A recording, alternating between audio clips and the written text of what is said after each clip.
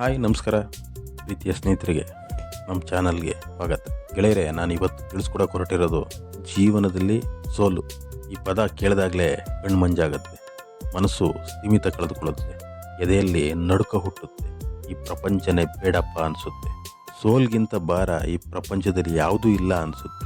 ನಮ್ಮನ್ನು ಹಿಂಡಿ ಇಪ್ಪೆ ಮಾಡುತ್ತೆ. ಸೋಲು ಸಂಬಂಧಗಳನ್ನ ದೂರ ಮಾಡುತ್ತೆ, ಕಣ್ಣೀರು ಹಾಕಿಸುತ್ತೆ, ಅವಮಾನ ಮಾಡುತ್ತೆ, ತಲೆ ಎತ್ತಿ ನಡೆಯದ ಹಾಗೆ ಮಾಡುತ್ತೆ. ಈ ಪ್ರಪಂಚದಲ್ಲಿ ಧರ್ಮ, ಜಾತಿ, ವರ್ಣ, ಲಿಂಗ ಇದರ ಯಾವುದು ಭೇದ ಇಲ್ಲದಲೆ ಎಲ್ಲರನ್ನೂ ತಲೆ ತಗ್ಗಿಸುವಂತೆ ಮಾಡೋ ಶಕ್ತಿ ಏನಾದರೂ ಯಾವುದಕ್ಕಾದರೂ ಇದೆ ಅಂದರೆ ಅದು ಸೋಲಿಗೆ ಮಾತ್ರ. ಇಡೀ ಪ್ರಪಂಚದಲ್ಲಿ ಅತಿ ಹೆಚ್ಚು ದೇವರಿಗೆ ಏನಾದರೂ ಮೊರೆ ಹೋಗಿದೆ ಅಂದರೆ ಅದು ಸೋಲ್ಬೇಡ ಅಂತ. ಸೋಲು ನಮ್ಮ ಕನಸಲ್ಲಿ ಬಂದರೂ ಆ ದಿನ ಪೂರ್ತಿ ನಾವು ಮಂಕಾಗಿ ಹೋಗ್ತೀವಿ. ಇದೇ ಆ ಸೋಲಿಗಿರೋ ತಾಕತ್ತು. ಈ ಸೋಲೆ ಹಾಗೆ ದುಶ್ಚಟಗಳ ದಾಸನಾಗಿ ಮಾಡುತ್ತೆ, ಕುಟುಂಬಗಳನ್ನ ಬೀದಿಗೆ ಬರೋ ಹಾಗೆ ಮಾಡುತ್ತೆ, ಎಲ್ಲರೂ ನೆಮ್ಮದಿನೂ ಹಾಳು ಮಾಡುತ್ತೆ, ಕೊನೆಗೆ ಜೀವನ ಕಳ್ಕೊಳ್ಳೋ ಅಂಥ ದಾರಿ ಕೂಡ ಹಿಡಿಯೋ ಹಾಗೆ ಮಾಡುತ್ತೆ. ಇಡೀ ವಿಶ್ವದಲ್ಲಿ ನಾವು, ಇಡೀ ಬ್ರಹ್ಮಾಂಡದಲ್ಲಿ ನಾವು ದೇವರಿಗೆ ಹೆದರುತ್ತೀವೋ ಇಲ್ವೋ ಗೊತ್ತಿಲ್ಲ, ಆದರೆ ಸೋಲಿಗೆ ಹೆದರುತ್ತೀವಿ. ಈ ಸೋಲು ಮುಖದ ಕಳೆಯನ್ನ ಕುಣಿಸುತ್ತೆ. ಈ ಜೀವನನೇ ಸಾಕಪ್ಪ ಅನಿಸುತ್ತೆ. ಈ ಸೋಲೆ ಹಾಗೆ ಪ್ರತಿಯೊಬ್ಬರ ಜೀವನದಲ್ಲೂ ಒಂದಿಲ್ಲೊಂದು ರೂಪದಲ್ಲಿ ಬಂದು ಹೋಗಿರುತ್ತೆ. ಈ ಸೋಲಿನ ನೋವನ್ನು ಅನುಭವಿಸ್ತವ್ರಿಗೆ ಮಾತ್ರ ಅದರದ್ದು ಕಷ್ಟ ಏನು ಅಂತ ಗೊತ್ತಿರುತ್ತೆ. ಗೆಳೆಯರೆ, ಸೋಲು ಏನಕ್ಕೆ ಬರುತ್ತೆ? ನಾವೆಲ್ಲ ಅಂದ್ಕೊಳ್ಳೋದು ಹೀಗೆ ಅಲ್ವಾ, ನನಗೆ ಯಾಕಪ್ಪ ಸೋಲು ಬರ್ತಾ ಇದೆ, ನನಗೆ ಯಾಕೆ ಕಷ್ಟಗಳು ಬರ್ತಾ ಇದೆ ಅಂತ ಕಾರಣಗಳಿದ್ದಾವೆ. ಸೋಲು ಈ 3 ಕಾರಣಗಳಿಂದ ಬರುತ್ತೆ. ಈ 3 ಕಾರಣನೇ ಇಡೀ ನಮ್ಮ ಜೀವನ ಈ 3 ಮೇಲೆ ನಿಂತಿದೆ. ಈ 3 ನಾವು ಸರಿ ಮಾಡಿಕೊಂಡ್ರೆ 100% ನಮಗೆ ಸೋಲ್ ಬರಲ್ಲ. ಯಾವುದಪ್ಪ ಅಂದರೆ ನಮ್ಮ ಜೀವನಕ್ಕೆ ಈ 3 ಭಾಳ ಹತ್ತಿರವಾದ ಸಂಬಂಧ ಹೊಂದಿದೆ. WWH. ನಿಮ್ಗೇನಾದರೂ ಬರ್ಕೊಳ್ಳುವಂತಹ ಇನ್ಸ್ಟ್ರೂಮೆಂಟ್ ಪಕ್ಕದಲ್ಲಿದ್ದರೆ ದಯಮಾಡಿ ಇದನ್ನು ಗುರುತು ಹಾಕೊಳ್ಳಿ. WWH ಅಂದರೆ ವಾಟ್. ಮೊದಲನೇ W ವಾಟ್ ಅಂದರೆ ಏನು ಮಾಡಬೇಕು, ಎರಡನೇ W ವೈ ಯಾಕೆ ಮಾಡಬೇಕು, ಮೂರನೇ ಹೆಚ್ಚಿದೆಯಲ್ಲ ಅದು ಹೌ ಹೇಗೆ ಮಾಡಬೇಕು ಅಂತ. ಇದೇ ನಮ್ಮ ಜೀವನನ ನಿರ್ಧರಿಸೋದು. ನಮ್ಮ ಜೀವನದಲ್ಲಿ ಈ 3ರಿಂದಲೇ ಸೋಲು ಬರುತ್ತೆ. ನಮಗೆ ಏನು ಮಾಡಬೇಕು, ಏನು ಮಾಡ್ತಾ ಇದ್ದೀವಿ ಅನ್ನೋದರ ಅರಿವೇ ನಮಗಿಲ್ಲ. ಇದರ ಅರಿವಿಲ್ಲ ಅಂದಾಗ ನಮಗೆ ಸೋಲು ಕಟ್ಟಿಟ್ಟ ಬುದ್ಧಿ. ಮೊದಲನೇ ಪಾಯಿಂಟ್ ವಾಟ್ ಅಂದರೆ ಏನು ಮಾಡಬೇಕು. ಇದನ್ನು ಗುರಿ ಅಂತೀವಿ. ಯಾವ ವ್ಯಕ್ತಿಗೆ ಗುರಿ ಬಗ್ಗೆ ನಿಖರವಾದ ತಿಳುವಳಿಕೆ ಇರೋದಿಲ್ವೋ, ನಿಖರವಾದ ಸ್ಪಷ್ಟತೆ ಇರೋದಿಲ್ವೋ, ಜೊತೆಯಲ್ಲಿ ಗುರಿನ ಮಧ್ಯದಲ್ಲಿ ಬದಲಾಯಿಸ್ತಾ ಇರ್ತೀವೋ, ಅವಾಗ ನಮಗೆ ಸೋಲ್ ಬರುತ್ತೆ. ಇದಕ್ಕೆ ಮಹಾಭಾರತದಲ್ಲಿ ಒಂದು ಸಣ್ಣ ಕಥೆ ಇದೆ. ದ್ರೋಣಾಚಾರ್ಯರು ಎಲ್ಲ ಮಕ್ಕಳಿಗೂ ಬಿಲ್ವಿದ್ಯೆಯನ್ನು ಹೇಳ್ಕೊಡ್ತಾ ಇರ್ತಾರೆ. ಒಂದು ದಿನ ಒಂದು ಪಂದ್ಯನ ಏರ್ಪಡಿಸ್ತಾರೆ. ಅದೇನಪ್ಪ ಅಂದರೆ ಮಾವಿನ ಮರದ ಮೇಲ್ಗಡೆ ಒಂದು ಮರದ ಗಿಣಿ ಇಟ್ಟು ಅದರ ಕಣ್ಣಿಗೆ ಯಾರು ಹೊಡಿತಾರೆ ಅವರು ಆ ಪಂದ್ಯ ಶ್ರೇಷ್ಠ ಅಂತ ಒಂದು ಪಂದ್ಯನ ಇಡ್ತಾರೆ. ಹಾಗಾಗಿ ಎಲ್ಲ ಮಕ್ಕಳನ್ನು ಕರೆಸ್ತಾರೆ. ಭೀಮ, ಅರ್ಜುನ, ಧರ್ಮರಾಯ, ನಕುಲ, ಸಹದೇವ, ಕೌರವರ 101 ಮಕ್ಕಳು, ದುರ್ಯೋಧನ, ದುಶ್ಯಾಸನ, ಈ ರೀತಿ ಎಲ್ಲರನ್ನು ಕರೆಸಿ ನಿಲ್ಲಿಸಿ ಒಬ್ಬೊಬ್ಬರಾಗಿ ಕರೆಸ್ತಾರೆ. ಮೊದಲು ದುರ್ಯೋಧನ ಕರೆಸ್ತಾರೆ. ದುರ್ಯೋಧನ, ನಿನಗೆ ಏನು ಕಾಣಿಸ್ತಾ ಇದೆ ಹೇಳಪ್ಪ. ದುರ್ಯೋಧನ ಹೇಳ್ತಾನೆ, ಗುರುಗಳೇ, ನನಗೆ ಮಾವಿನ ಮರ ಕಾಣಿಸ್ತಾ ಇದೆ, ಕೊಂಬೆ ಕಾಣಿಸ್ತಾ ಇದೆ, ಗಿಣಿ ಕಾಣಿಸ್ತಾ ಇದೆ ಗುರುಗಳೇ. ಸರಿ ಆಯ್ತಪ್ಪ. ಹಾಗೆ 101 ಜನ ಅಣ್ಣ ತಮ್ಮದಿರನ್ನ ಕರೆಸಿ ಹೇಳ್ತಾರೆ. ಅವ್ರದ್ದೆಲ್ಲ ಆನ್ಸರ್ ಇದೇ ರೀತಿ ಇರುತ್ತೆ. ಗುರುಗಳೇ, ನಂಗೆ ಮಾವಿನ ಮರ ಕಾಣಿಸ್ತಾ ಇದೆ, ಕೊಂಬೆ ಕಾಣಿಸ್ತಾ ಇದೆ, ಎಲೆ ಕಾಣಿಸ್ತಾ ಇದೆ, ಗಿಣಿನೂ ಕಾಣಿಸ್ತಾ ಇದೆ ಗುರುಗಳೇ. ಸರಿ ಹೋಗ್ರಪ್ಪ. ಪಾಂಡವ್ರನ್ನ ಕರೀತಾರೆ. ಧರ್ಮರಾಯ, ನಿನಗೇನು ಕಾಣಿಸ್ತಾ ಇದೆಯಪ್ಪ. ಧರ್ಮರಾಯ ಬರ್ತಾರೆ. ಗುರುಗಳೇ, ನನಗೆ ಮಾವಿನ ಮರ ಕಾಣಿಸ್ತಾ ಇದೆ, ಗಿಣಿ ಕಾಣಿಸ್ತಾ ಇದೆ ಗುರುಗಳೇ. ಸರಿ ಆಯ್ತು, ಹೋಗಪ್ಪ. ಭೀಮನ್ ಕರೀತಾರೆ. ಭೀಮ ಬರ್ತಾನೆ. ಏನು ಕಾಣಿಸ್ತಾ ಇದೆಯಪ್ಪ. ಭೀಮ ಹೇಳ್ತಾನೆ, ಗುರುಗಳೇ, ನನಗೆ ಮಾವಿನ ಮರ ಕಾಣಿಸ್ತಾ ಇದೆ, ಮಾವಿನ ಹಣ್ಣು ಕಾಣಿಸ್ತಾ ಇದೆ ಗುರುಗಳೇ. ಅಂದ್ರೆ ಭೀಮಂಗೆ ಯಾವಾಗ್ಲೂ ಅದೇ ಚಿಂತೆ, ಅಂದ್ರೆ ಹೊಟ್ಟೆ ಚಿಂತೆ. ಅದಕ್ಕೆ ಅವನು ಹೇಳ್ತಾನೆ, ಯಾವಾಗ್ಲೂ ಅವನಿಗೆ ಏನ್ ಬೇಕೋ ಅದು ಕಾಣಿಸ್ತಾ ಇರುತ್ತೆ. ಹೀಗೆ ಪಾಂಡವ್ರನ್ನೆಲ್ಲರನ್ನು ಕರೀತಾರೆ.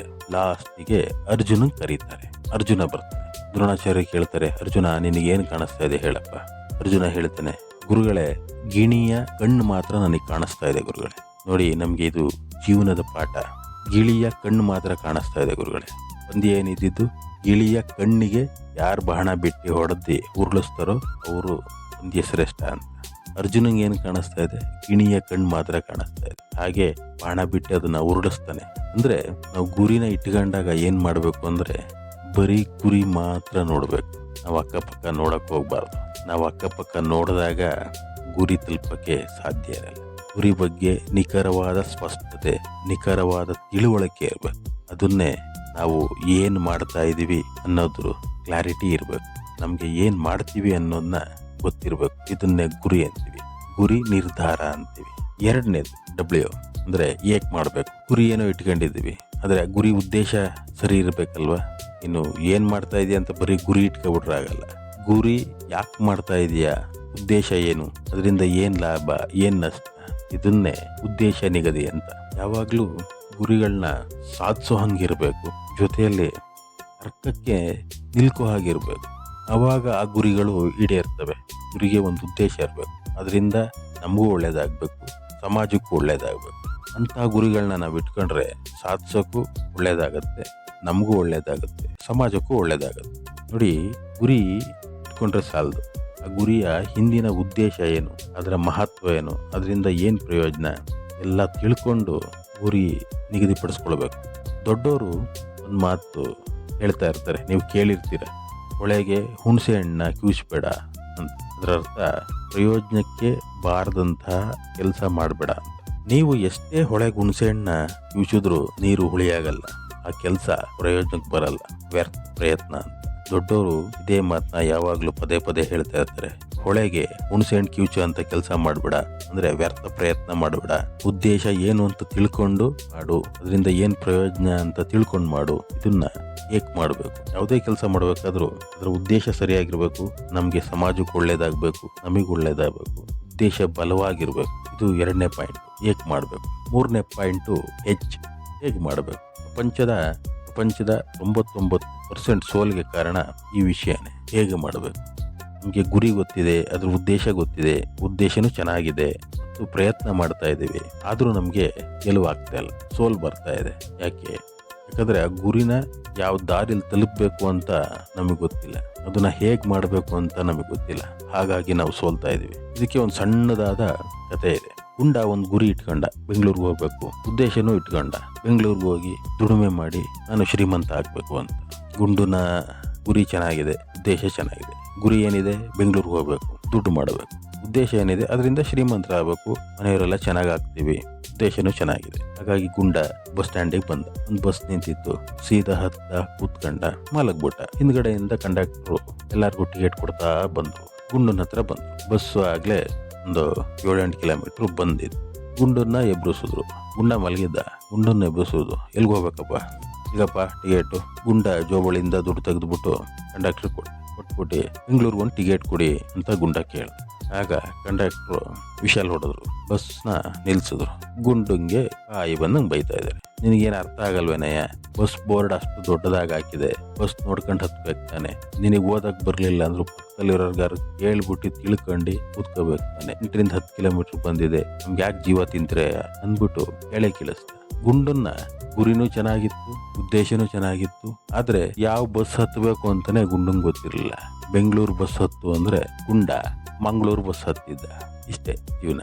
ನಮ್ಗೆ ಏನ್ ಮಾಡ್ಬೇಕು ಅಂತ ಗೊತ್ತು, ಯಾಕೆ ಮಾಡ್ಬೇಕು ಅಂತ ಗೊತ್ತು, ಆದ್ರೆ ಹೇಗೆ ಮಾಡ್ಬೇಕು ಅಂತ ಗೊತ್ತಿಲ್ಲ.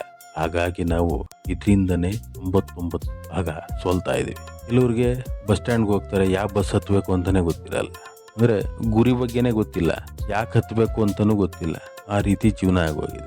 ಈ 3 ಪಾಯಿಂಟ್ಗಳನ್ನ ಜೀವನದಲ್ಲಿ ಹೇಗೆ ಅಳವಡಿಸ್ಕೋತೀವಿ ಅನ್ನೋದ್ರ ಮೇಲೆ ನಮ್ಮ ಜೀವನ ನಿಂತಿದೆ. ಗುರಿ ಏನೇ ಇರಲಿ, ಉದ್ದೇಶ ಏನೇ ಇರಲಿ, ಆ ಗುರಿನ ಮುಟ್ಟುವ ಮಾರ್ಗದ ಬಗ್ಗೆ ಸರಿಯಾಗಿ ತಿಳ್ಕೊಂಡು ಮುನ್ನಡಿಬೇಕು. ಆಗ ನಮಗೆ ಈ ಸೋಲ್ ಬರೋದಿಲ್ಲ. ನಮಗೆ ಸೋಲ್ಗೆ ಪ್ರಮುಖ ಕಾರಣ WWH. ಇದನ್ನ ನೀವು ಬರೆದಿಟ್ಕೊಬಿಡಿ. ಈ 3 ಕಾರಣಗಳಿಂದನೇ ನಮಗೆ ಸೋಲು ಉಂಟಾಗೋದು. ನಮ್ಮ ಎಲ್ಲಾ ಸೋಲ್ಗಳಿಗೆ ಮೂಲ ಕಾರಣ ಈ 3 ವಿಷಯಗಳು. ಅದರಲ್ಲೂ ಪ್ರಮುಖ ವಿಷಯ ಹೇಗೆ ಮಾಡಬೇಕು. ಈ ವಿಷಯವಾಗಿಯೇ ಅಂದ್ರೆ ಹೇಗೆ ಮಾಡಬೇಕು, ಈ 3 ವಿಷಯವಾಗಿಯೇ ಪ್ರಪಂಚದ ಎಲ್ಲ ಯೂನಿವರ್ಸಿಟಿಗಳು ಪಾಠ ಮಾಡ್ತಾ ಇದ್ದಾವೆ, ಪಾಠ ಕಲಿಸ್ತಾ ಇದ್ದಾವೆ. ಇದರಿಂದ ಕೆಲವರು ಅಂದರೆ ಬೇರೆಳೆಣಿಕೆಯಷ್ಟು ಜನ ಯಶಸ್ವಿ ಆಗ್ತಾ ಇದ್ದಾರೆ, ಆದರೆ ಉಳಿದವರೆಲ್ಲ ಯಾಕೆ ಆಗ್ತಾ ಇಲ್ಲ. ಇದಕ್ಕೆ ಉತ್ತರ ನಾನು ಕೊನೆಯಲ್ಲಿ ಕೊಡ್ತೀನಿ.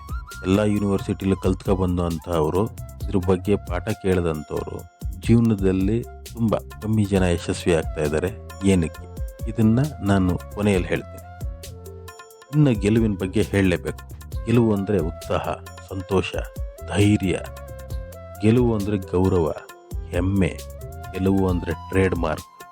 ಗೆಲುವಿನಿಂದ ಉತ್ಸಾಹ ಹೆಚ್ಚಾಗುತ್ತೆ, ಮುಂದೆ ಮಾಡೋ ಕೆಲಸಗಳಿಗೆ ಧೈರ್ಯ ಬರುತ್ತೆ. ಗೆಲುವಿನಿಂದ ಕುಟುಂಬದಲ್ಲಿ ಸಂತೋಷ ಉಂಟಾಗುತ್ತೆ, ಗೆಲುವಿನಿಂದ ಗೌರವ ಬರುತ್ತೆ, ಎಲ್ಲ ಹೆಮ್ಮೆ ಪಡುವಂತಾಗುತ್ತೆ, ಸನ್ಮಾನ ಮಾಡ್ತಾರೆ, ಮುಖದಲ್ಲಿ ಗೆಲುವಿನ ಕಾಂತಿ ಬರುತ್ತೆ.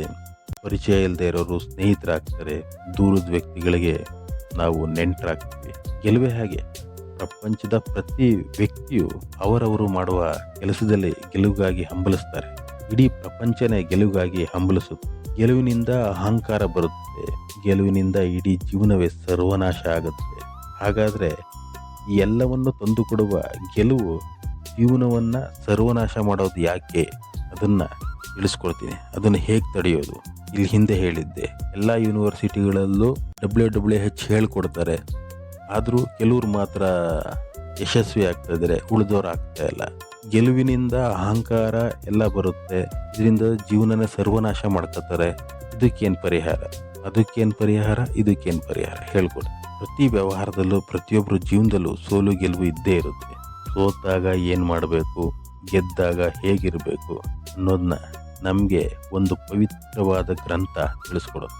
ಅದು ಬರೀ ನಮಗೆ ಗ್ರಂಥ ಅಲ್ಲ, ನಮ್ಮ ಇಡೀ ಜೀವನದ ಮ್ಯಾನುವಲ್ ಬುಕ್. ಅದೇ ಭಗವದ್ಗೀತೆ. ಭಗವದ್ಗೀತೆ ಬಗ್ಗೆ ಪೂರ್ಣ ವಿವರವಾಗಿ ನಾನು ಮುಂದಿನ ಸಂಚಿಕೆಯಲ್ಲಿ ತಿಳಿಸ್ಕೊಡ್ತೀನಿ. ಪ್ರತಿ ಶ್ಲೋಕನೂ ನಾವು ಕಲ್ತ್ಕೊಂಡು ಹೋಗೋಣ.